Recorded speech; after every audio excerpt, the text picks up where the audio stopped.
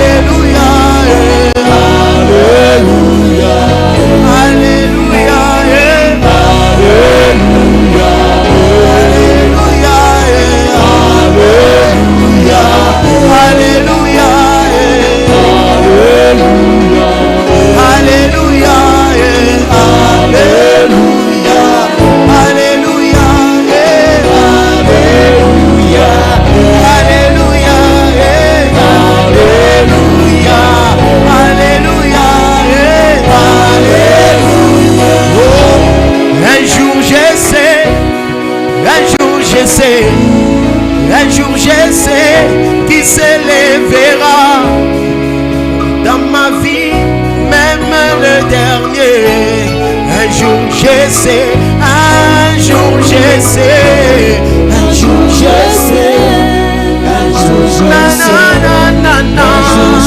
sais, il s'élèvera dans ma vie, même le dernier. Un jour je sais, un jour je sais, un jour je sais, un jour je sais, un jour je sais qui s'élèvera dans ma vie, même le dernier. Un jour je sais, un jour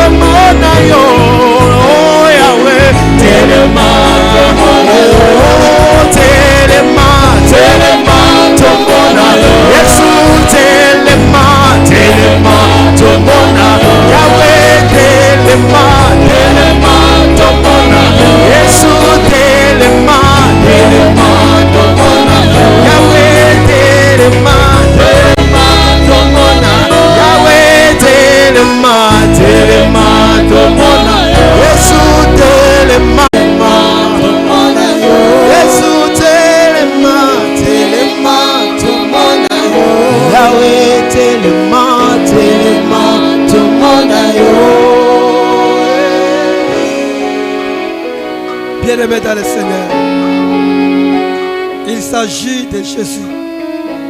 Avec ses œuvres de la croix, les ténèbres ont reculé. Il a accepté de prendre nos places, c'est Jésus. C'est encore lui, Jésus. Il est venu enlever la barrière qui était entre nous et notre Père Dieu. Nous sommes ensevelis avec lui, ressuscités avec lui, pour que nous se couffons la katiabo na yo. Yangope et c'est quoi? Il s'agit de Jésus qui planifie chaque fois ton chemin. À chaque fois, il a planifié tes chemins. Jésus, il est placé plus haut. Il est incomparable. Lui qui contrôle ta vie bien-aimée. Les battements de ton cœur, il vérifie tout. Voilà pourquoi Job est en train de dire: l'Esprit de Dieu m'a créé. Le souffle du Tout-Puissant m'anime. C'est Jésus. Il s'agit de Jésus. Il a dit: je ne peux pas vous laisser orphelin. Je vous enverrai un autre moi-même qui est le consolateur. À chaque fois, bien-aimé, tu peux être triste. Lui, il vient avec une petite parole dans ton cœur pour te consoler. Est-ce qu'on peut l'acclamer?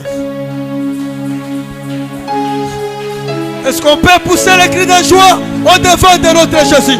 Est-ce qu'on peut l'acclamer? Parce qu'il s'agit de Jésus. Il s'agit de notre Sauveur. Il s'agit de notre Créateur. Il s'agit de notre Père. Un Père responsable. Un Père qui ne faillit jamais. Un Père qui console son peuple. Un Père qui est prêt à donner ce que ses enfants veulent. Il s'agit de Jésus. Nous l'acclamons. Nous l'acclamons. Nous l'acclamons. Alléluia. On peut le louer. Merci Seigneur. Bien-aimé, il siège au milieu des louanges et d'adoration. Jésus, l'incontournable Dieu. Jésus. L'incomparable Dieu. Il est unique à son genre. Il est le seul Dieu capable pour tout. Un grand responsable. Alléluia.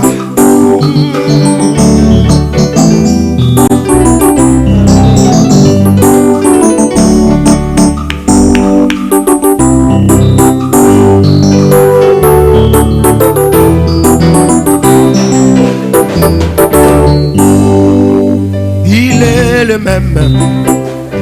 Jésus, il est le même. Jésus ne changeait pas. Il est le même. Jésus, il est le même. Jésus ne changeait pas. Il est le même. Il est le même. Il est le même. Jésus, il est le même. Il est le même. Jésus ne changeait. Chantons, il est le même. Il est, oh, il est le même. Jésus, il est le même. Il est le même. Jésus ne changeait pas. Oh, il est le même. Jésus, il est le même. Jésus ne changeait pas. Oh, il est le même. Jésus, il est le même. Jésus ne changeait. Chantons, il est le même. Il est le même. Il est le même. Jésus, il est le même. Il est le même. Jésus ne changeait. Chantons, il est le même. Il est le même. Il est le même. Jésus, il est le même. Il est le même. Jésus ne changeait pas. Oh, bakozi baleka.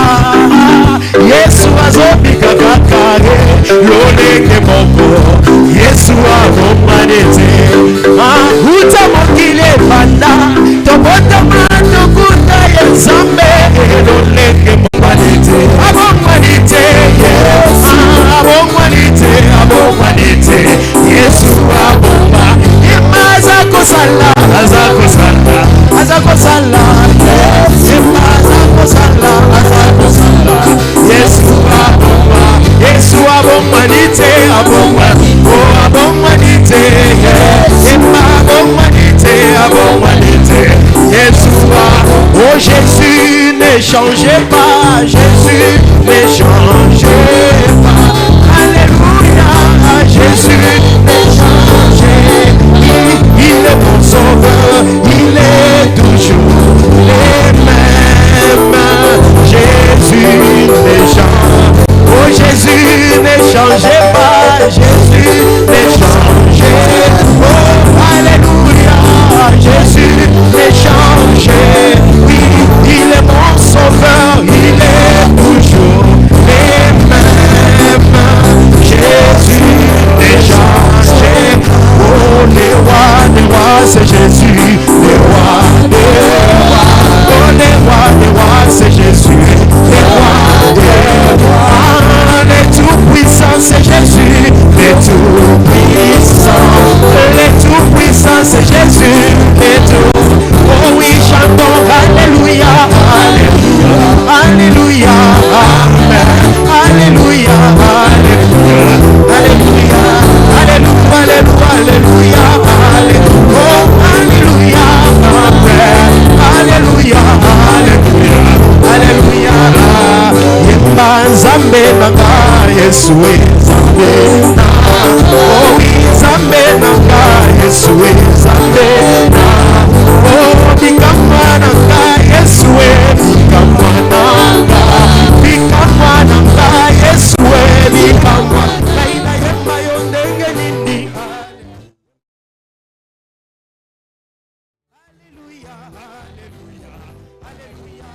Alléluia, alléluia, alléluia, alléluia, amen, alléluia, alléluia, alléluia. Baba jeloué, bajelou kunana lola, bagoyemba, amen. Biso pe awatase, tokoyem, oyo bato basalaka te, oyo bato basalaka te. Yesu salaka yango, yango motema nanga etatoli. Yesu yemba bajeloué, bajelou kunana lola, bagoyemba, amen, amen. Biso pe awatase, tokoyem, oyo bato bamonaka te, oyo bato bamonaka te. Yesu monaka yango, yango motema nanga etatoli. Yesu zali, oh yemba yemba, alléluia, amen, amen, amen, alléluia, amen, alléluia, alléluia, alléluia, alléluia, amen, amen, amen, alléluia, amen, amen. Occasion de saluer soto yemba, amen, amen, amen, alléluia, amen, yemba, alléluia, alléluia, alléluia, amen, amen, amen, alléluia, amen. Ayo zali konzili simbindako, amen, amen, amen, alléluia, amen. Ongana kokufa tena kotatola, molamu na Yesu, alléluia, amen, alléluia, alléluia, alléluia, amen, amen,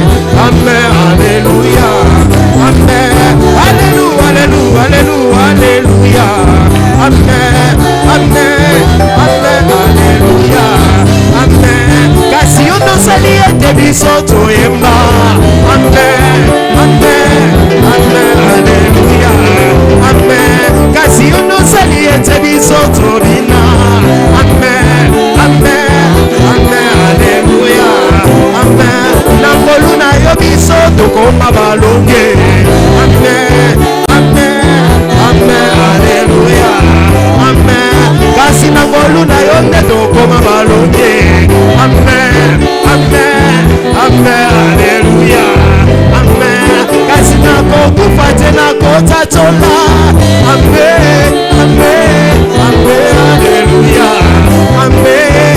Oyo zali konzili simbindako, amen, amen, amen, alléluia, amen, amen. Oh yeah, awenanga elongeza liayo okuma malelo yo,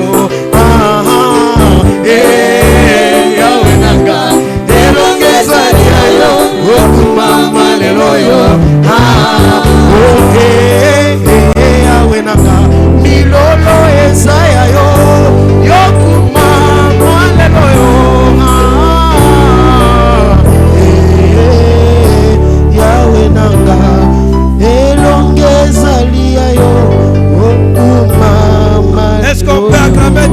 Jésus.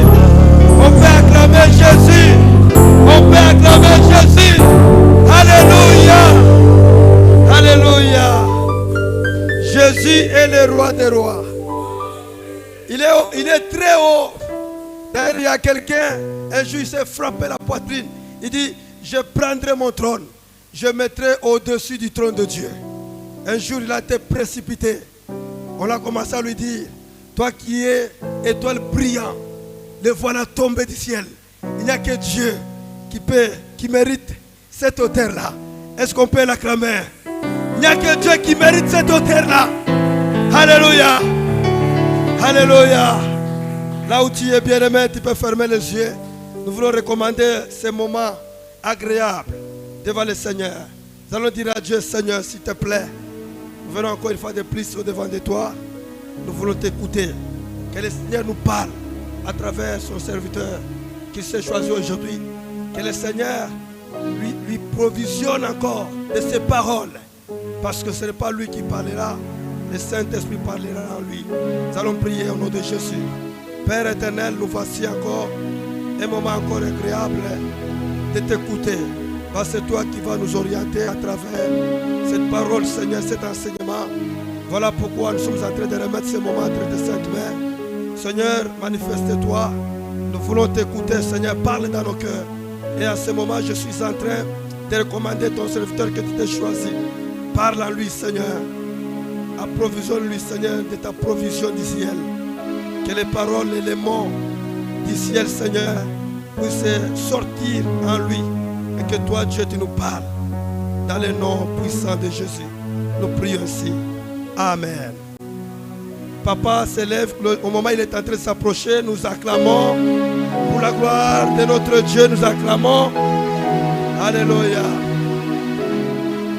Gloire au Seigneur.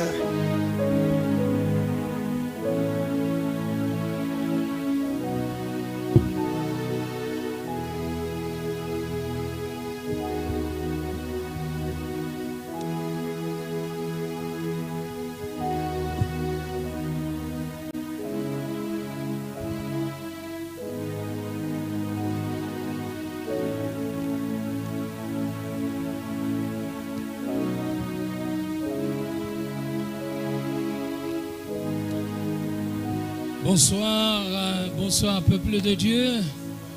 Que le Seigneur, le Dieu de grâce, vous bénisse abondamment. Voilà, nous sommes vraiment dans la joie de notre Seigneur Jésus-Christ, par le Saint-Esprit qui nous fortifie à chaque moment et à chaque instant, à qui je tiens vivement de rendre des sincères hommages. À lui la gloire, le Saint-Esprit, l'honneur, pour le travail qu'il est en train de faire avec nous, ses serviteurs, pour la gloire de notre Seigneur Jésus-Christ. Voilà, je tiens également à remercier le modérateur, que le Seigneur le bénisse abondamment, et qu'il bénisse également notre cher chorale, et qu'il vous bénisse aussi, vous qui êtes déjà là. Nous sommes vraiment bénis de votre présence. Votre présence nous console toujours. Voilà, mes bien-aimés dans le Seigneur, nous venons encore aujourd'hui partager une autre épître de Paul. Nous avions commencé avec l'épître de Paul aux Galates, et plutôt aux Romains. Nous avions parlé de Galates, et nous venons de parler de Philippiens, et Philippiens est fini. Nous voulons commencer avec un autre. Donc, si j'ai encore bonne mémoire, c'est que le chapitre de Philippiens, c'est un chapitre qu'on nous a dit, qui a été écrit, plutôt une épître qui a été écrite en prison, où Paul était en prison.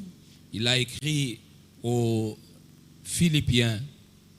Et dans cette épître, nous avions vu que notre bien-aimé Paul a exhorté les Philippiens à vivre une vie d'unité et à voir Jésus-Christ comme modèle.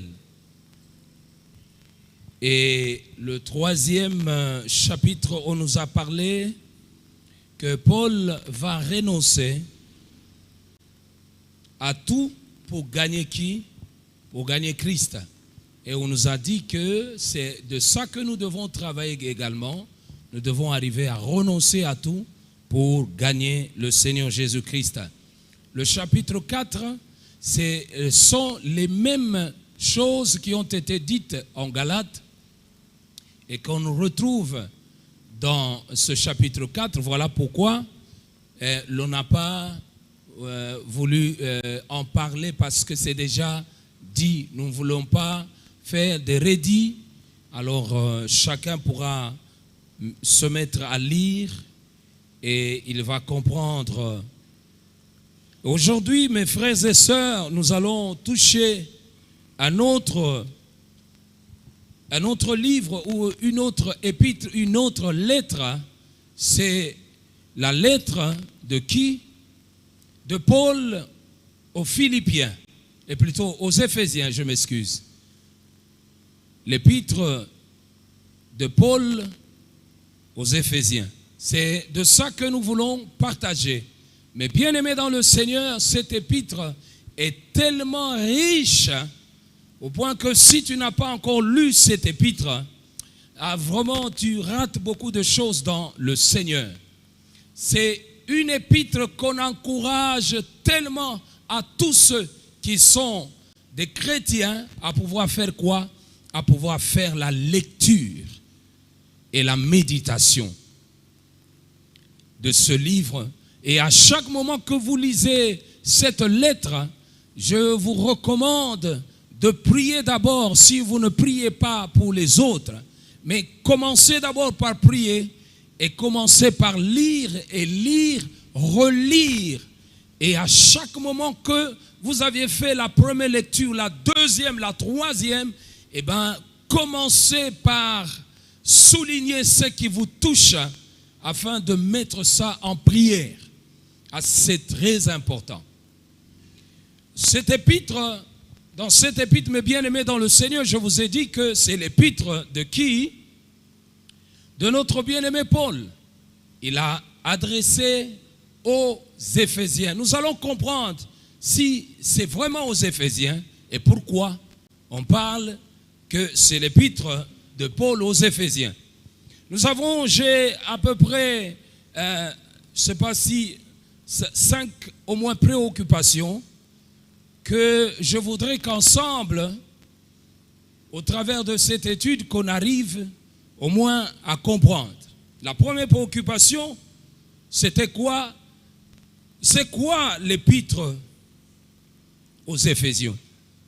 C'est quoi au juste? Deuxième, à qui Paul s'adresse-t-il dans cette épître? Ou les destinataires? À qui Paul s'adresse-t-il dans cette épître? Quelles sont les parties qui constituent l'épître de Paul aux Éphésiens? Quels sont les différents sujets que Paul a abordés pour l'édification de ses destinataires? Voilà les quelques questions. Il y en a beaucoup que vous pouvez aussi en trouver, mais j'ai au moins retrouvé les quelques ici qui peuvent vraiment nous aider à bien comprendre. Mais je voudrais coupler plutôt 2 questions. C'est quoi l'épître aux Éphésiens et à qui Paul s'adresse-t-il? Voilà les 2 questions que j'ai voulu mettre ensemble. Mais avant que nous efforcions à répondre à ces 2 préoccupations, il y a quelque chose qui s'était passé aux États-Unis. Il y a très longtemps, on a retrouvé ça dans un journal qu'on appelle Los Angeles Times.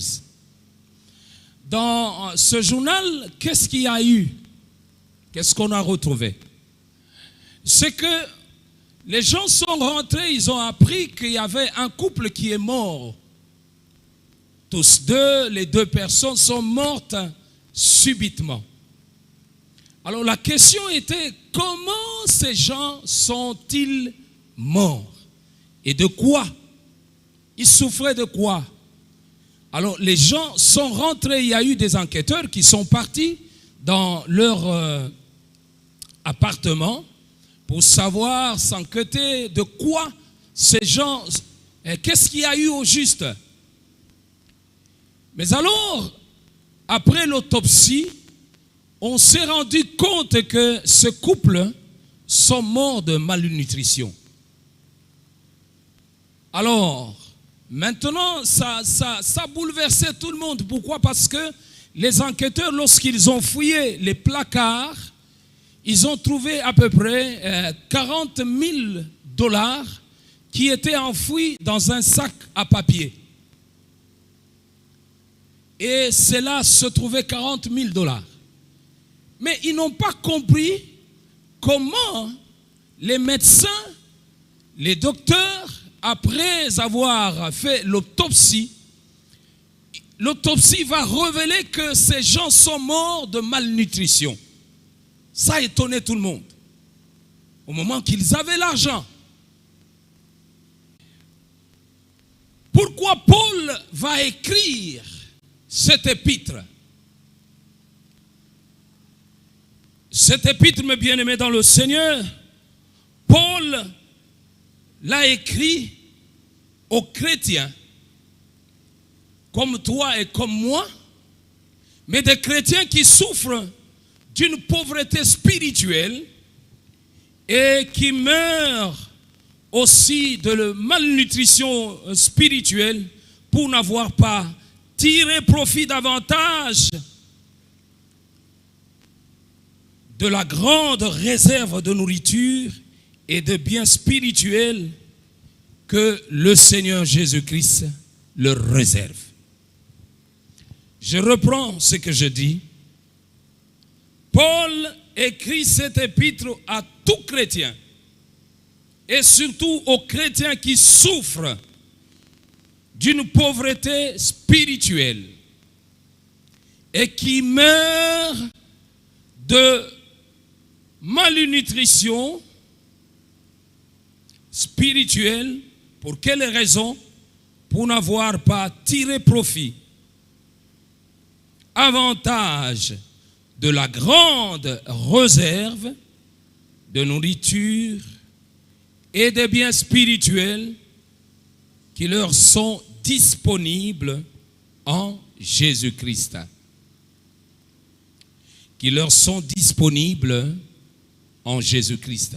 Voilà, c'est les types de gens que le Seigneur adresse encore aujourd'hui cette parole. Alors Paul a écrit aux gens, aux chrétiens, parce que Paul s'est rendu compte que il y a des gens, il y a des chrétiens qui se disent chrétiens, mais qui ne jouissent pas des avantages qui sont dans le Seigneur Jésus-Christ.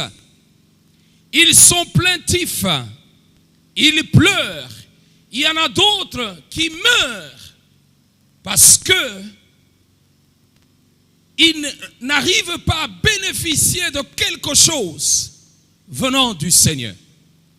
Ils attendent toujours que le Seigneur doive les bénir. Mais ils n'ont jamais consulté ce livre ou cette lettre. Donc, ils sont semblables à ce couple qui est mort dans leur richesse. Mais ils sont morts avec leur richesse. On a retrouvé qu'ils étaient comment? Qu'ils étaient malnutris. Cependant, ils avaient l'argent.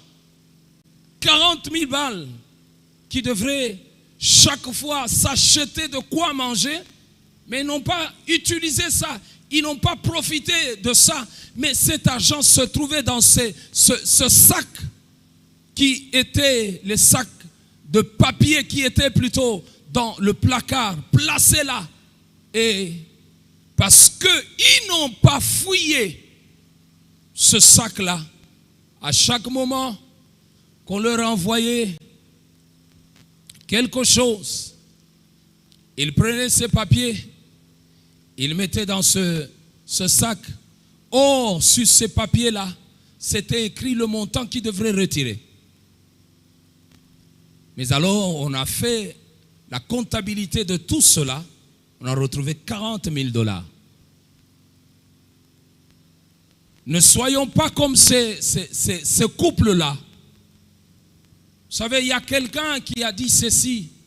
Vous voulez cacher aux hommes de couleur la richesse. Mettez ça dans un livre. Lorsque vous mettez dans un livre et vous le confiez, eh bien, il mourra. Il laissera l'héritage qui est dans le livre. L'homme de couleur a difficile d'utiliser le livre, de lire. La lecture n'est pas la culture de beaucoup de gens. Et cela, nous le retrouvons également pour nous les chrétiens. Combien sont ceux-là qui méditent? Combien sont ceux-là qui lisent? Or, tout a déjà été mis. Je réponds d'abord à des chrétiens qui sont riches, potentiellement riches, mais qui meurent pauvres et malheureux. Des gens qui n'utilisent pas la réserve qui leur a été donnée par Dieu. Ils ne consultent pas, ils n'entrent pas. C'est tout un dépôt. Ils le regardent et les saluent toujours de loin. Deuxième, l'épître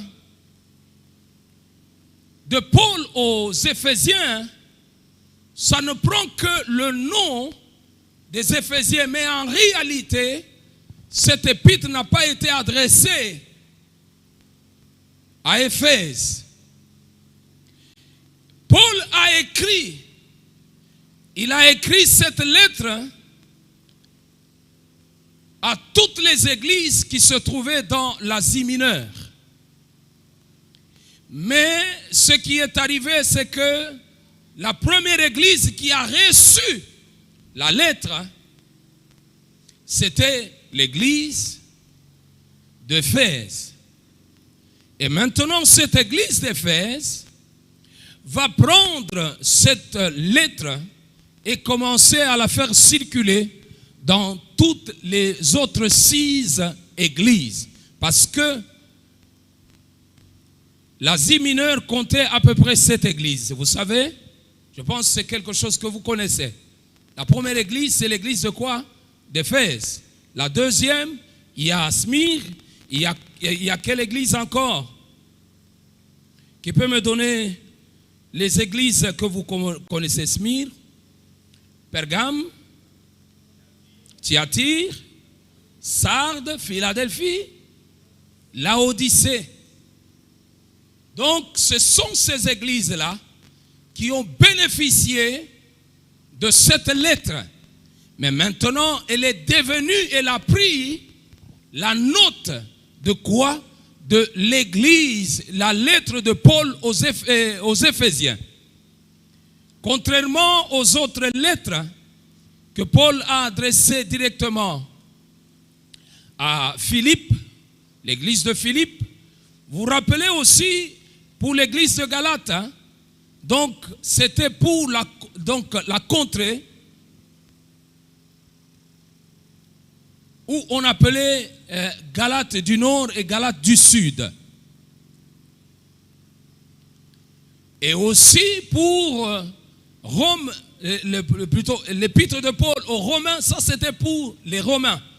Mais quand on parle de l'épître aux Éphésiens, ça a pris seulement le nom. Mais cet épître était pour tout le monde. Nous lisons la parole de Dieu. Nous sommes dans le livre de Éphésiens, le chapitre 1er. Déjà, vous allez vous en rendre compte de ce que nous sommes en train de dire.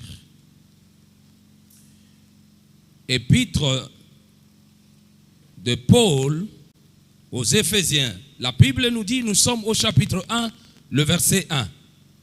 De la part de Paul, apôtre de Jésus, par la volonté de Dieu, aux saints qui sont à Éphèse et qui sont les fidèles en Jésus-Christ.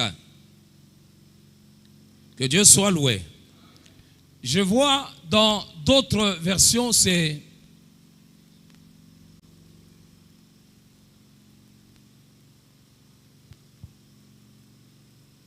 voilà. Dans d'autres versions, on dit Paul, apôtre de Jésus-Christ par la volonté de Dieu, aux saints qui sont à Éphèse et aux fidèles en Jésus-Christ. Donc, ce n'était pas seulement les saints qui étaient à Éphèse, on a aussi adressé aux fidèles en Jésus-Christ. Quand l'on parle de saints et on parle de fidèles, c'est la même chose, mais ça peut signifier autrement. Nous allons expliquer ça. Donc déjà, lorsque vous prenez ça, vous voyez que ce n'était pas seulement Éphèse, mais c'était aussi les autres. Les autres là, c'est toi également. Donc, Paul a vu aussi que tu devrais être là, il t'a adressé cette parole.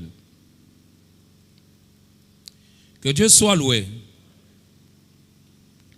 Alors, l'épître de Paul, c'est quoi cette épître de Paul aux Éphésiens? Je vous ai parlé déjà que Paul l'a écrit à des gens qui meurent, mais des gens qui sont riches, mais qui meurent pauvres. Alors, c'est quoi cette épître-là? L'épître d'Éphèse, ou plutôt de Paul aux Éphésiens, nous révèle des grandes richesses. Donc, c'est une épître qui révèle des grandes richesses, de l'héritage et de la plénitude que le chrétien possède en Jésus-Christ et dans son Église. L'épître de Paul aux Éphésiens, c'est l'épître qui révèle que toi et moi, nous sommes de ceux-là qui doivent vivre ces grandes richesses. Donc c'est une épître qui parle de grandes richesses, de l'héritage et de la plénitude que les chrétiens possèdent en Jésus-Christ et dans l'Église. Le Saint-Esprit révèle aux chrétiens ce qu'ils possèdent, ce qu'ils doivent faire pour entrer en possession de ces richesses. Si vous voulez connaître les richesses que Dieu nous a donné à l'Église, il faut rentrer dans cette épître. C'est cette épître qui va vous révéler les types de richesses que Dieu nous a donnés. L'héritage, la dimension de l'héritage que nous avons en Jésus-Christ.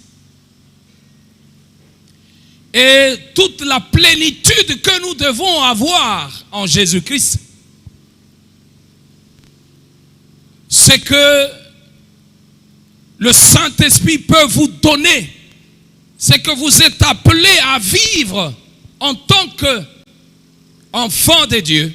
Ça se trouve dans le livre, dans cet épître de Paul aux Éphésiens. Alors le Saint-Esprit va nous révéler ce que nous devons avoir, comment l'avoir, comment entrer en possession de ces richesses.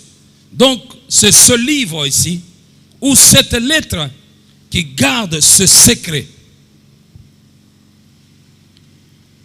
Lorsque je vous amène pour la bonne compréhension en Éphésiens le chapitre 1er, le verset 3, voilà. Voyez ce que Paul va dire.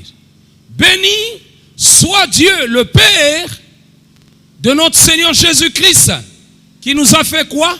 Qui nous a bénis de toutes sortes de bénédictions spirituelles dans le lieu céleste en Jésus-Christ. Ça c'est Paul. Il dit, je dois être reconnaissant à ce Dieu bénisseur. Je dois être reconnaissant parce que moi, je ne suis pas pauvre. Mais écoutez, lorsqu'il est en train d'écrire ça, il est en prison. Il est en prison, mais il nous écrit ça. Tu risques de dire, mais comment un prisonnier peut être riche?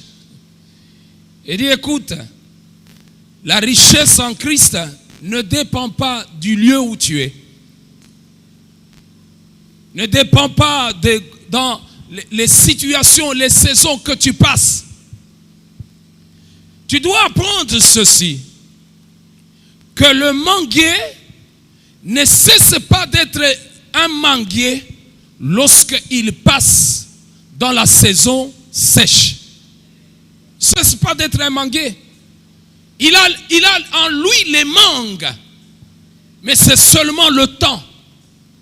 Lorsque vous le laissez maintenant entrer dans la saison pluvieuse, ah non, ce manguier que vous passiez chaque jour, il va vous étonner. Il va vous étonner. Je connais un manguier qui se trouve quelque part. Maintenant, là, même si je pars en ce moment ici, je trouverai ce manguier n'est pas intéressant. Mais quand on est à la saison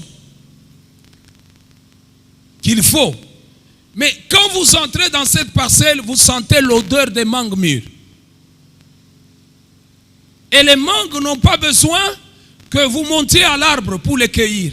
Les mangues elles-mêmes tombent, elles se laissent. Cet arbre est tellement gentil. Lorsque vous entrez, l'arbre, la nuit, il bouge, il laisse tomber, il dit, venez le matin, vous allez ramasser. Très gentil. Mais quand c'est pendant la saison sèche, tu dois savoir confesser ce qui est en toi, ce que tu as déjà reçu. Que tu pleures, on est en train de t'écraser par quelqu'un et on te dit, tu es bon à rien, ne t'en fais pas, ne pleure pas parce que quelqu'un t'a dit que tu es bon à rien. Mais du moment que tu es en Christ, tu es celui qui va étonner celui-là qui te parle au moment convenable. Il y a un temps qui a été prévu pour toi, pour démontrer ce qui est en toi. Alors tu dois être calme. Voilà pourquoi cet homme qui est en prison, il est en train de rendre grâce à Dieu. Ici, béni soit Dieu ne veut pas dire que lui, il lui donnait la bénédiction. Ça, c'est une formule d'adoration, une formule de louange, une reconnaissance. Bien-aimés dans le Seigneur, à chaque moment que nous levons, nous devons lire ce verset, le garder dans nos pensées et remercier Dieu qui nous a bénis de toutes sortes de bénédictions.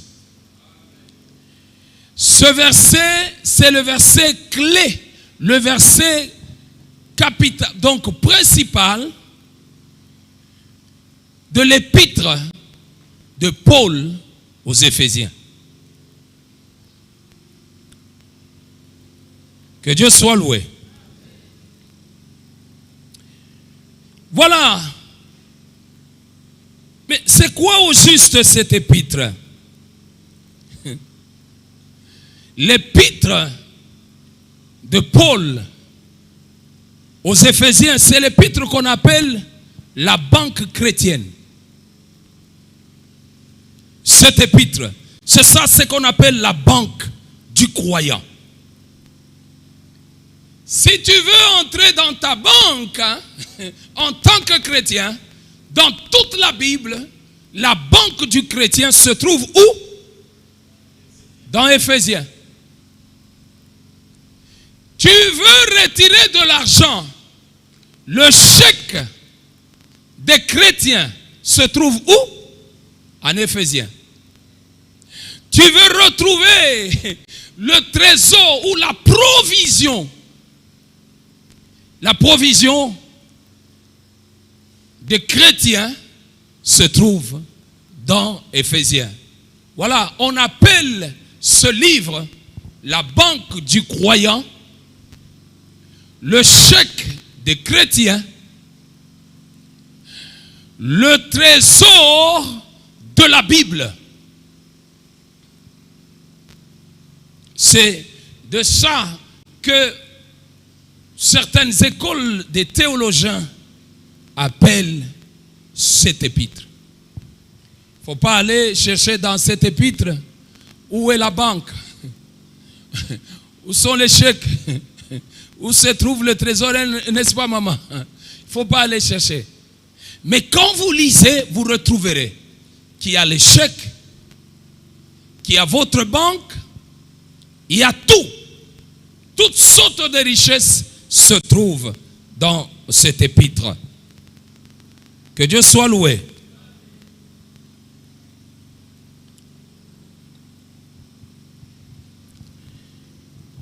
Oui.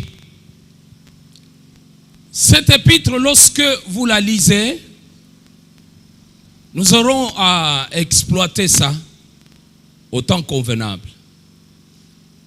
Ici, nous sommes en train de nous introduire seulement pour que chacun ait au moins la pensée sur l'épître. Alors, cette épître a au moins 2 parties. Donc, on l'a divisée en 2 parties de 3 chapitres chacune. Le premier, du premier au 3e, ça c'est la première partie. Du 4e partie, on l'appelle la conduite du chrétien. Ou on appelle, d'autres l'appellent la pratique chrétienne. Donc la première là, ce sont les enseignements. La deuxième, c'est la pratique. Et lorsque nous parlons de la pratique, c'est que tout ce que tu as lu, tout ce que tu as entendu, maintenant tu vas dire ceci, ce que j'ai entendu par rapport à moi. Ça sera comment? Comment je dois vivre ce que j'ai lu, ce que j'ai été enseigné, c'est ça la pratique. Donc tu prends maintenant les choses, tu commences à à placer ton nom. Au lieu de dire l'épître de Paul aux Éphésiens, tu dis l'épître de Paul à Pierre Tuité. Qu'est-ce que Paul m'a écrit à moi? Maintenant, quand tu mets cela, que c'est à toi que Paul s'est adressé, Maman Esther, c'est que même ta manière de faire des choses doit changer. Parce que la lettre est personnelle et à toi.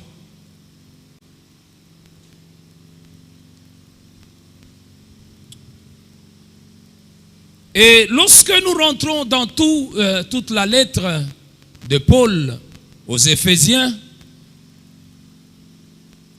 on n'a pas trouvé ce que je peux appeler l'enseignement de base. Donc, plutôt un verset de base. Où le thème, voilà, c'est que je cherchais, le thème de base. Mais, la particularité de, c'est quoi? Cette lettre, hein, c'est quoi au juste? La particularité de cette lettre, c'est plus le Seigneur Jésus-Christ. On dirait que c'est un autre évangile. Pas un autre, ça peut signifier un peu très mal. Mais c'est comme qui dirait, c'est le 5e évangéliste qui écrit la bonne nouvelle. Comme on a Matthieu, Marc, Luc, Jean, l'on peut considérer que en prenant cet épître, nous prenons comme l'évangile de Jésus-Christ à l'apôtre, par l'apôtre qui? Par l'apôtre Paul. Alors nous trouvons plusieurs thèmes.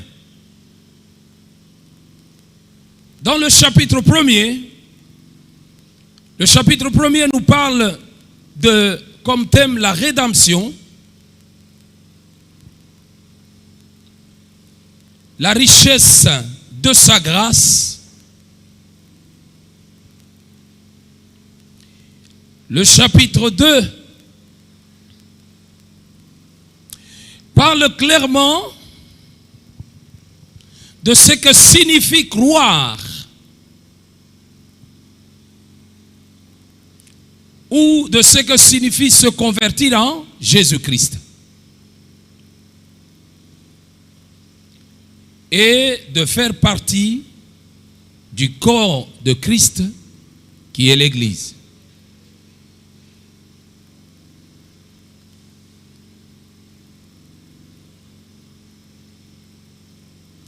Je dis ceci, le chapitre 3 parle clairement de ce que signifie croire ou de ce que signifie se convertir en Jésus-Christ et faire partie du corps de Christ qui est l'Église. Et c'est là que vous allez trouver que Paul s'est assis plus dans cela. Que cela veut dire croire en Jésus-Christ. Je peux te poser cette question. Croire en Jésus-Christ, tu vas me dire, c'est faire quoi? C'est accepter Jésus. N'est-ce pas? C'est comme ça, hein? Voilà. Alors, Paul, quand vous entrez et vous lisez, vous allez comprendre qu'il est allé plus loin. Je lisais quelque part, un homme de Dieu dit ceci, nous sommes allés un jour, ça doit être en Inde, quelque chose. Sont allés en Inde, sont allés enseigner la parole de Dieu. Et lorsqu'ils ont tellement enseigné, ils ont prêché, il y a eu quelqu'un qui les avait suivis et dit non, moi j'ai suivi tout ce que vous aviez dit, j'aimerais aussi entrer là où vous êtes. Il dit, nous l'avions approché. On a commencé à lui parler de Jésus-Christ en particulier. On lui a parlé, on a parlé. Et puis on lui a posé la question, comment tu trouves? Il dit, c'est vraiment magnifique. On lui a fait la prière répétée. Terminé la prière répétée, il commence à sauter. Oh! Je suis aussi chrétien. J'entre dans la vie des chrétiens. Donc maintenant, j'ai 2 personnes. J'avais Mahomet et maintenant je viens d'ajouter Jésus. Ah, il dit non, c'est pas ça croire en Jésus-Christ. Si vous acceptez de prendre Jésus-Christ comme Seigneur et votre Sauveur, directement Jésus devient votre Seigneur. Cela veut dire que il n'y a plus d'autre place à d'autres seigneurs du moment que Jésus est devenu Seigneur dans votre vie. Donc toutes les places que vous devrez garder à d'autres seigneurs, Jésus l'a occupé. Si vous aviez mis Jésus comme étant un Dieu, donc il n'y a plus de place et d'autres divinités du moment que Jésus devient votre Dieu. Si Jésus est roi dans votre vie, c'est qu'il n'y a plus d'autres rois, d'autres places où vous pouvez placer un autre roi. Parce que Jésus, lorsqu'il arrive, il occupe toute la place. C'est ça croire au Seigneur. C'est ça croire en Jésus-Christ. Alors Paul en parle clairement dans le chapitre 2. À toi et à moi, lorsque nous croyons à Jésus comme étant le Seigneur, c'est que nous devons savoir que nous n'avons pas d'autre Seigneur en dehors de lui. Nous ne pouvons pas nous incliner devant qui que ce soit. On n'a pas droit à s'agenouiller devant qui que ce soit. Du moment que Jésus est dans notre vie.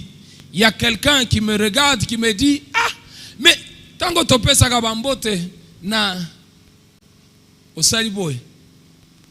Et c'est mauvais. Ma question est à vous. Quand quelqu'un arrive, en fait, la question est à vous. Nous devons savoir que c'est pour cela que j'ai toujours peur quand on m'a... Ceux-là qui étaient dans le sacerdotal. Juste pour faire... Donc, pour dire que Bisotoza, c'est là que vient le mot révérend.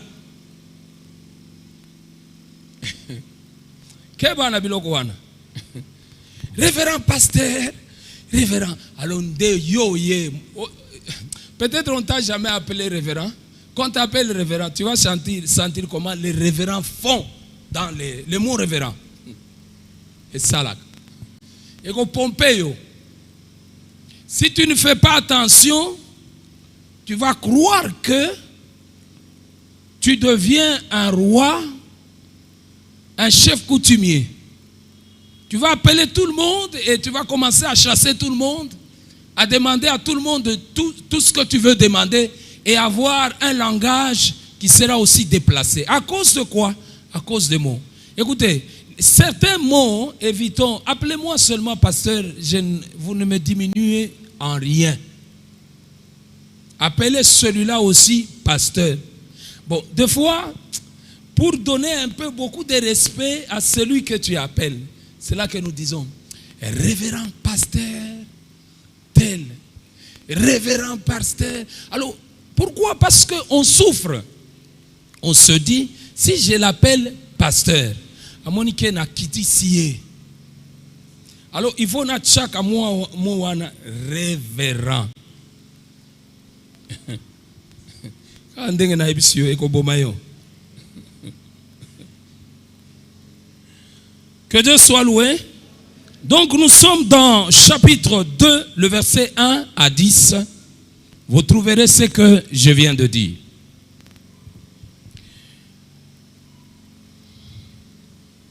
On peut lire. Vous étiez morts par vos offenses et par vos péchés, dans lesquels vous marchez autrefois selon le train de ce monde, selon le prince de la puissance de l'air, de l'esprit qui agit maintenant dans le fils de la rébellion. Nous tous aussi, nous étions de leur nombre, et nous vivions autrefois selon les convoitises de notre chair, accomplissant les volontés de la chair et de nos pensées, et nous étions par nature des enfants de colère comme les autres.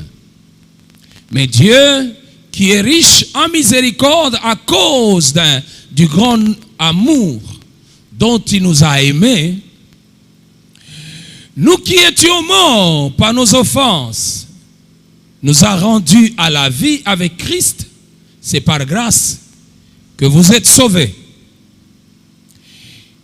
Il nous a ressuscités ensemble et nous a fait asseoir ensemble dans les lieux célestes en Jésus-Christ, afin de montrer dans les siècles à venir l'infinie richesse de sa grâce par sa bonté envers nous en Christ.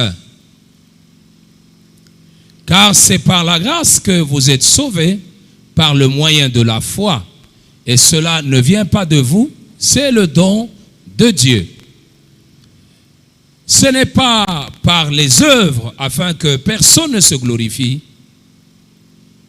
car nous sommes son ouvrage, ayant été créés en Jésus-Christ pour de bonnes œuvres que Dieu a préparées d'avance afin que nous les pratiquions.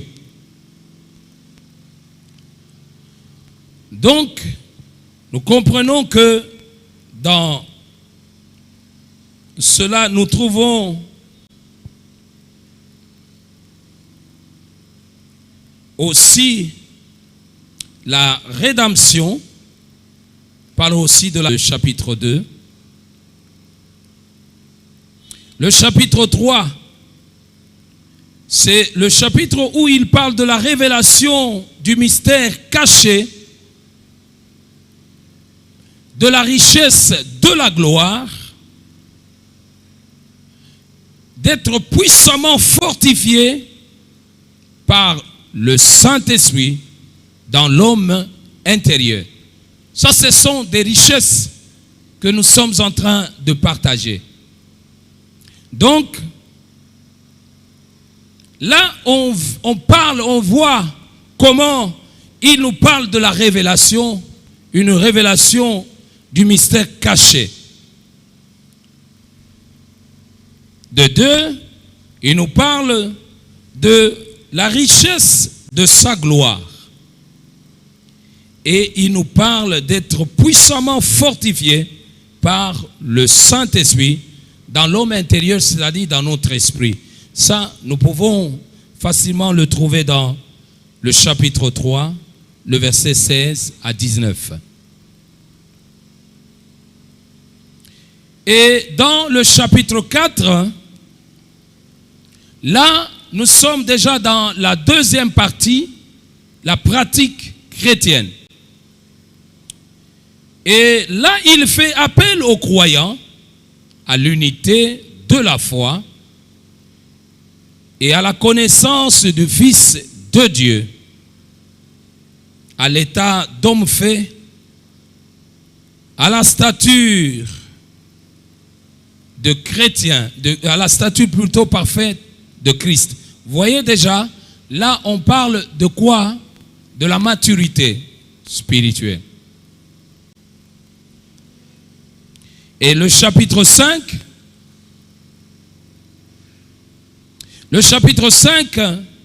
nous parle de être rempli jusqu'à toute la plénitude de Dieu. Ça, Ce sont des choses que nous devons vivre. Lorsque nous sommes venus en Christ, aspirons que Dieu puisse être pleinement en nous. Pleinement. Yandambouté. Même si nous serons pleinement remplis, nous devons être remplis jusqu'à la plénitude de Dieu. Cela ne veut pas dire que nous serons comme Jésus-Christ. Nous allons remplacer le Seigneur Jésus-Christ. Non. Cette plénitude qui nous la donne, c'est Jésus-Christ qui nous remplit de ce que lui a. Il nous donne. Le fait que nous venons à Dieu, il ne doit pas se trouver une place en nous où Dieu n'habite pas. Donc tout de nous doit être rempli de Dieu. Dieu doit être partout. C'est comme, bon, qu'un jour va parler de quelque chose, il dit ceci. Qu'un voleur est arrivé, est entré dans la maison de quelqu'un qui avait dit à Jésus-Christ, je donne ma maison à toi. Garde ma maison.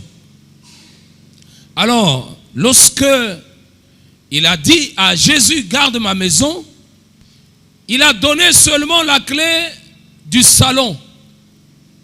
Et les autres chambres et les autres pièces, c'est lui qui avait les clés. Alors, les voleurs sont venus, sont rentrés dans les chambres, ils ont volé les choses.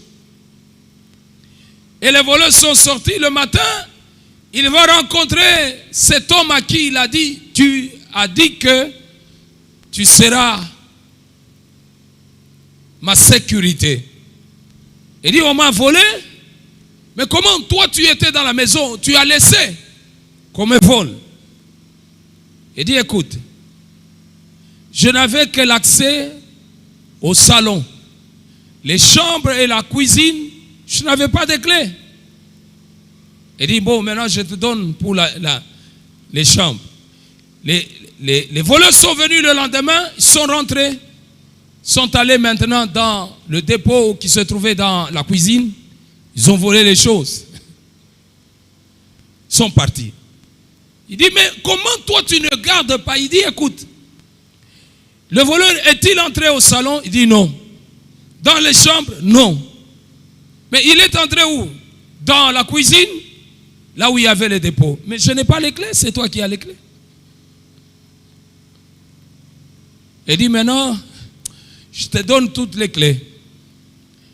Le voleur est venu, il a trouvé que partout là, il entrait, la sécurité était déjà là. Alors le voleur est parti. Le lendemain, il dit, mais le voleur est venu, il ne m'a pas volé. Il dit oui, parce que... Mais si vous dites que Seigneur, je n'ai pas de vie privée, tout est à toi, le Seigneur va te travailler en tout et partout. Et il va te sécuriser. Ce qui est bon, mes frères, le Dieu doit habiter en nous pleinement. Ça doit être notre désir. Que chacun parle à Dieu et lui dise, oh mon Seigneur, je n'ai rien à te priver. Tu as besoin de quelque chose dans ma chambre, prends. Tu as besoin de quelque chose dans mon salon, prends. Tu as quelque chose dans la cuisine et tu as besoin de quelque chose dans la cuisine, prends. Donc, si nous laissons ça à Dieu, eh bien, attendons-nous à ce que le Seigneur nous protège et nous sécurise. Ça, c'est le verset 5. Et vous allez le trouver aussi avec vous le trouverez aussi avec le verset de chapitre 3, le verset 19. C'est la même chose.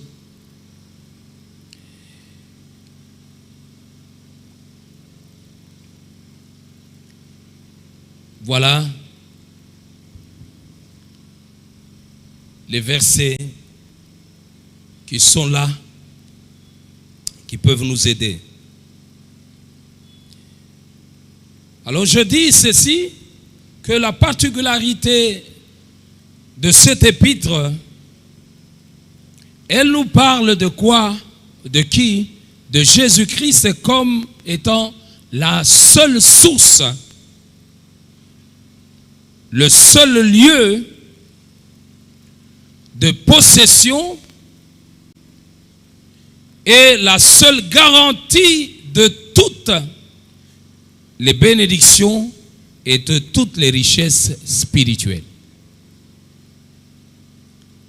Lorsque vous lisez toute cette lettre, vous allez vous en rendre compte de ce que je dis.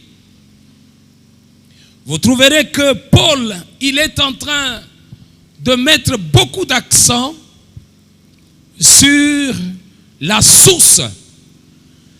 Quelle est la source de notre bénédiction? Quelle est la source de votre bénédiction? Quelle est la source de votre possession, de votre garantie, de la garantie de toutes les bénédictions, de toutes les richesses spirituelles? Quelle est cette source? D'autres peuvent croire que la source de leur héritage, la source de leur possession, de leur richesse, la source, c'est leur intelligence. C'est leur force. Ce sont les connaissances. Bien-aimés dans le Seigneur, j'aime beaucoup le livre de Deutéronome, dans le chapitre 8. Lorsque vous prenez le chapitre 8 et que vous lisez le chapitre 8, ça va vous édifier. Et j'ai toujours dit à tous mes frères qui travaillent avec moi, j'ai dit bientôt le Seigneur veut nous bénir. Voici le chapitre que vous devrez répéter. Le chapitre 8 à partir du verset 5. À toi que le Seigneur veut visiter. Reconnais en ton cœur que l'Éternel ton Dieu. Bon, on peut remonter un peu. Remonte un peu. Remonte encore. Souviens-toi de tout le chemin que l'Éternel ton Dieu t'a fait faire pendant ces 40 années dans le désert afin de t'humilier, de t'éprouver, pour savoir quelles étaient les dispositions de ton cœur, si tu garderais ou non ces commandements. Donc, pour te dire que il y a des années, il y a des lieux, il y a des situations que le Seigneur peut accepter de lui-même, volontairement, te faire passer. Mais avec un objectif, de voir ton cœur. Si ton cœur continuerait toujours à l'aimer ou pas à le servir. C'est le temps où que nous appelons le temps des vaches maigres. Où tu pleures, tu grinces les dents. Tu pries, mais c'est comme si Dieu ne te voit pas. C'est comme si le ciel est fermé. Tu te dis, mais c'est quoi au juste? Il y a un objectif que le Seigneur poursuit. Alors, le temps là va passer parce que en toi, Dieu t'a déjà béni de toutes sortes de bénédictions. Ce temps-là va passer. Mais Dieu est en train de t'enseigner pour connaître qui est la source de ce qui t'arrive comme bonheur. Il dit, il t'a humilié, il t'a fait souffrir de la faim. Il t'a nourri de la manne que tu ne connaissais pas et que tu n'avais pas connu tes pères, afin de t'apprendre que l'homme ne vit pas de pain seulement, mais de toute parole qui vit, mais que l'homme vit de tout ce qui sort de la bouche de l'Éternel. J'avais une autre version dans ma tête. Donc, il y a des choses auxquelles le Seigneur nous apprend. Partout, tout ce que nous connaissons sur la terre, tu es un enfant de Dieu, ne t'en fais pas. tu connais ce que tu connais, ne t'en fais pas. C'est pour une raison que Dieu le fait. Pour un but. Il veut t'enseigner que l'homme, il est vrai que les hommes vivent en prenant le pain. Mais Dieu te dit ceci. Ce n'est pas seulement le pain qui fait vivre quelqu'un. Donc Dieu veut t'amener à une autre dimension. Que tu ne sois pas trop accro au pain, au manger, aux relations que tu vois, au travail que tu fais. Que si je ne travaille pas, rien ne marchera. Alors tu peux sacrifier tout, même l'œuvre de Dieu, pour aller au travail. Même si ce n'est pas le temps d'aller au travail, toi tu pars parce que tu aimes le travail. Ce n'est pas mauvais de travailler, c'est la volonté de Dieu. Je ne dis pas ici que, maman, papa, démissionnez. Vous devrez travailler parce que c'est la volonté de Dieu. La Bible dit qu'il ne travaille pas, ne mange pas non plus. Mais nous ne devons pas toujours croire que lorsque on arrive à être licencié, par exemple, ou on perd un poste, c'est fini pour toi. Non, c'est pas fini. Lorsqu'on est quoi, comment? Il faut que je dise ça. On est déçu. L'homme t'a abandonné. Bon, c'est encore bien quand l'homme t'abandonne. Mais c'est pire quand la femme t'abandonne. Vous savez, dans la société, si tu vois une femme, tu arrives à la femme, tu lui parles, la femme, et qu'on apprend plutôt que l'homme a répudié la femme. Ça ne fait pas problème. Mais quand on apprend que la femme a répudié l'homme, c'est pas possible. La déception qui fait mal, ce n'est pas la déception que la femme arrive à connaître. Non. La déception qui fait mal, c'est quand l'homme, la femme, le déçoit. C'est ça. Je pensais que les mamans allaient m'encourager, ou les sœurs. Que Dieu nous bénisse. Bien-aimés dans le Seigneur, donc même si vous arrivez à cela, ne voyez pas que c'est la fin du monde. Non. Il y a quelque chose que le Seigneur peut aussi faire de mieux que ça. Et qui va te consoler. Je continue.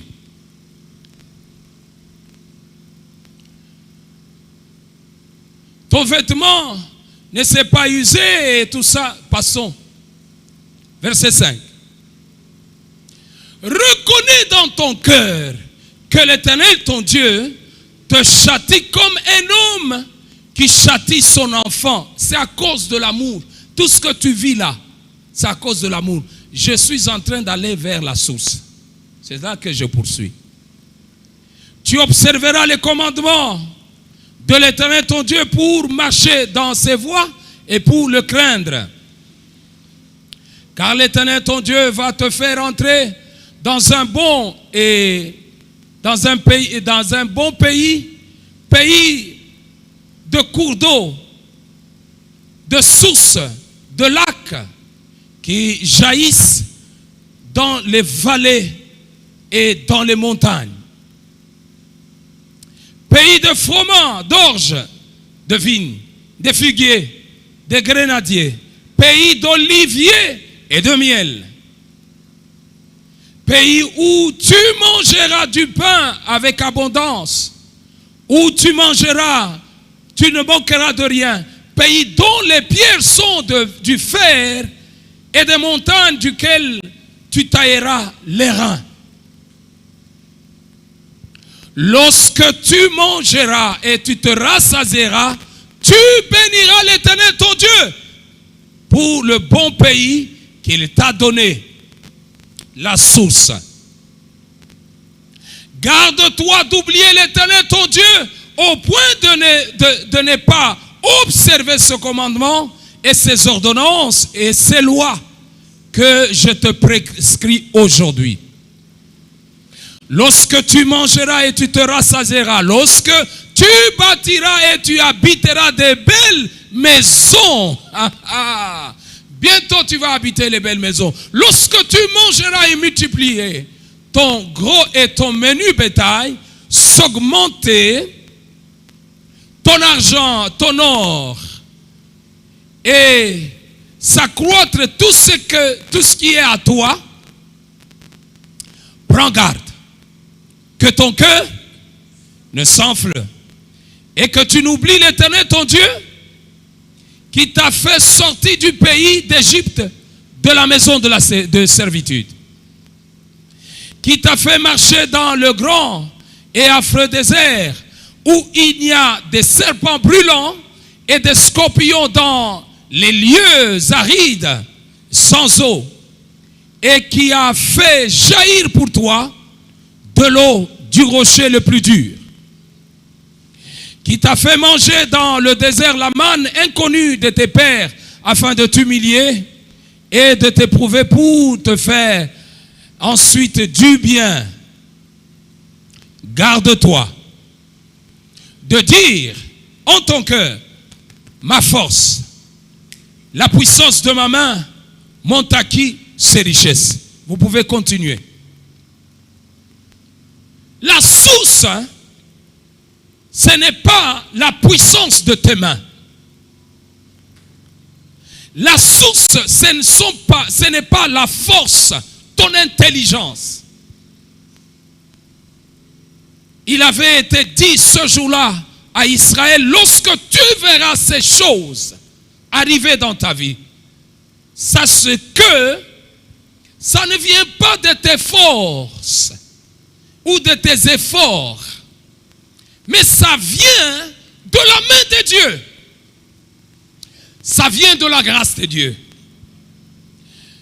Ça vient de la grâce que Dieu t'a donnée. Pourquoi? Parce qu'il y a un verset qui nous dit, je bénis l'Éternel, le Dieu, le Père de notre Seigneur Jésus-Christ, qui m'a béni de toutes sortes de bénédictions dans le lieu céleste en Jésus-Christ. Bien-aimés dans le Seigneur, vous devrez savoir bénir Dieu dans ce sens. La source, c'est Jésus-Christ. La source de ton héritage, c'est Jésus-Christ. La source de tes enfants, c'est Jésus-Christ. La source de ton mariage, c'est Jésus-Christ. La source de ton travail, c'est Jésus-Christ. La source de tout ce que tu dois avoir, c'est Jésus-Christ. Si tu comprends au moins cela, Jésus va te protéger, il va te donner encore plus. Parce que la Bible me dit ceci, si dans les petites choses, tu sais gérer les petites choses, mais tu seras aussi un bon gestionnaire dans les grandes choses. Si tu sais gérer ce qui est à autrui, tu seras aussi bien gérer ce qui est à toi. Alors Dieu ne peut pas te confier ce qui est à toi si tu ne sais pas gérer ce qui est à autrui. C'est la Bible. La source, c'est Jésus-Christ. Alors, lorsque tu reconnais cela, tu comprendras la signification de la grâce dans ta vie. En toi, tu ne peux rien. Toi seul, tu ne peux rien faire. Mais avec Dieu, avec Jésus, cela est possible. C'est pour cela, à chaque jour, tu dis ceci. Ensemble avec qui? Avec Dieu, avec l'Éternel, je ferai quoi? Les exploits. Et Dieu fera quoi? Il écrasera mes ennemis. Comment tu peux faire les exploits au moment où les ennemis sont déjà là? D'abord, c'est que Dieu écrase tes ennemis Et maintenant, tu commences à faire ensemble avec Dieu les exploits. C'est ça, la logique de cette phrase. Donc, c'est Dieu qui commence d'abord par écraser tes ennemis. Et ce Dieu-là qui écrase tes ennemis, tu es ensemble avec lui. Après qu'il ait écrasé les ennemis, il te prend pour faire maintenant les exploits. Ça, c'est Dieu. C'est notre source. Alors, si nous nous confions comme cela, attendons-nous à beaucoup de miracles, attendons-nous à beaucoup de grandes choses. Parce qu'il comprendra ce que la Bible dit dans le livre de Corinthiens. Qui es-tu pour te glorifier? Qu'est-ce que tu as que tu n'as pas reçu? Tout ce que tu as là, tu as reçu de Dieu. Tu peux dire, je suis beau, c'est bien. Je suis belle, c'est bien. Je suis élégant, c'est bien. Je vis bien, c'est bien. Mais tu vas te glorifier, pourquoi? Parce qu'il y a quelqu'un qui t'a créé. C'est celui-là qui t'a donné cette taille que tu as. Alors, il faut glorifier celui qui t'a fait ce que tu es. Et pour le glorifier, il faut travailler sa tête, sa pensée, en disant que ma source à moi, c'est elle. Vous savez, lorsque tu reconnais que tout ce que tu es, c'est à cause de cet homme-là, ou de cette femme-là, chaque fois que tu te retrouves devant cet homme, cette femme, tu te vois diminuer. N'est-ce pas? Yo zolobani. Ngandela lokota yo. Na salio ndengoza. Na tombolio. C'est ça ce que nous disons. Il tire le pauvre de la poussière et l'indigent du fumier. Il les fait asseoir à la table des grands et il leur donne un trône de gloire en partage. C'est Dieu. Donc, Zambende, dimanche, toyemba kinini. Alokotaka na se. Atombolili koloe. Nani alokotaka? Zambé. Même s'il y a quelqu'un qui a fait ça, ce quelqu'un-là ne doit pas se glorifier pour avoir fait ça. Parce que c'est Dieu qui est entré en lui pour qu'il arrive à le faire. Autrement, il n'allait pas le faire. Et cela ne veut pas dire que il faut dire et d'ailleurs Ezayote Ezazambi Keba na phrase one Keba. Dieu n'utilise que les hommes. Vous ne verrez jamais Dieu descendre en chair, en os. Il commence à t'élever à tombolio, à Pessio Moussala. Non. Il va toucher quelqu'un qui est à ce poste-là, qui viendra, il va signer pour toi, il va amener ton dossier. Mais les démarches qui sont en train de se faire sont poussées par la main de qui? De Dieu pour toi. Donc, à toi que le Seigneur fait cela, tu ne dois pas te glorifier et tu ne peux pas oublier celui que Dieu a utilisé pour faire ça. Notre source est très importante. Je peux m'arrêter là. Que le Seigneur, le Dieu de grâce, vous bénisse.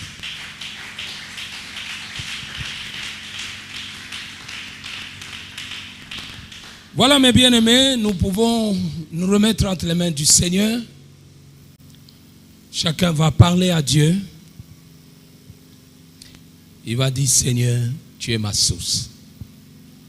Jésus, tu es ma source. Tu es la source de ma richesse.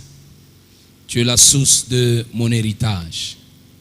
Tu es la source de tout ce que je dois avoir et tout ce que j'ai eu dans le passé, dans le présent et ce que j'aurai dans le futur. Pour cela, je te rends gloire et honneur. Je te remercie pour cela. Que chacun élève sa voix. Nous prions dans le nom de Jésus.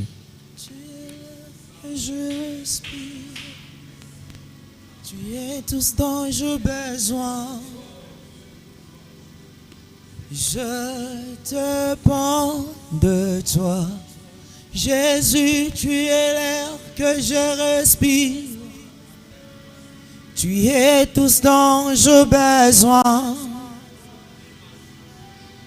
Merci Seigneur. Je dépends Gloire à toi, de Jésus toi. Christ, notre Dieu. Jésus, tu es l'air que je respire. Tu es tout ce dont j'ai besoin. Je dépends de Gloire à toi, toi. Seigneur. Je dépends de toi. Gloire à toi, Je Jésus. dépends de toi. Adonai, notre roi, je suis à toi, Seigneur. Je crois suffisamment, dépends Seigneur, notre roi, que toi de seul, céleste. toi. Tu es celui qui va changer ma vie.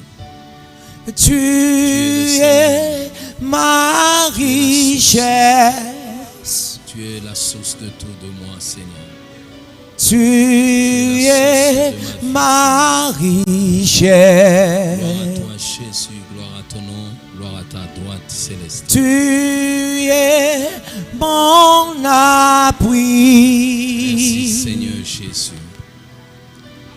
Gloire à toi. Tu Gloire à toi, es Jéhovah, mon Seigneur. appui. Merci, Céleste. Merci, Dieu. Tu es mon chemin. Tu es mon chemin. Tu es toute ma gloire. Ma fierté, c'est toi, Jésus. Tu es toute ma gloire. Adonai, merci à ton nom. C'est dans le nom de Jésus-Christ que nous venons de prier, mes bien-aimés, et nous disons Amen.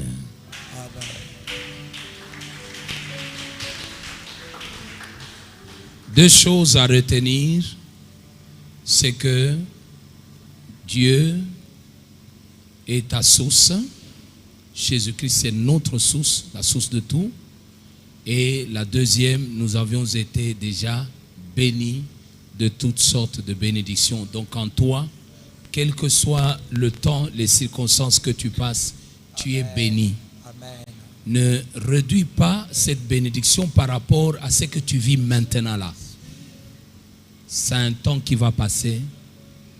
Il y a un temps glorieux qui t'attend parce que tu es celui qui est béni en toi-même. Amen.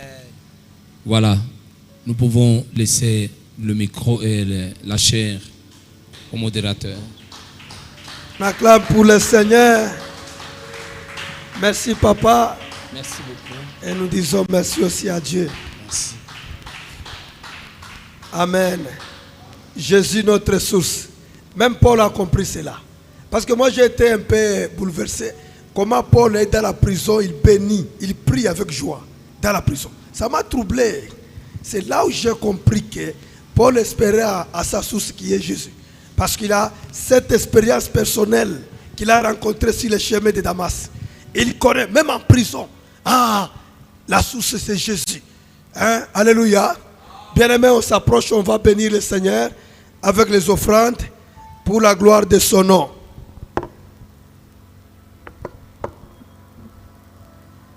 Tu es ma richesse, la grâce, ma chante allégresse. Jésus, tu es ma tendresse. Tu fais des promesses qui se réalisent. Tu es ma sagesse, tu es toute mon espérance. Tu es ma richesse, la source de mes grâces, mon chant d'allégresse. Jésus, tu es ma tendresse. Tu fais des promesses qui se réalisent.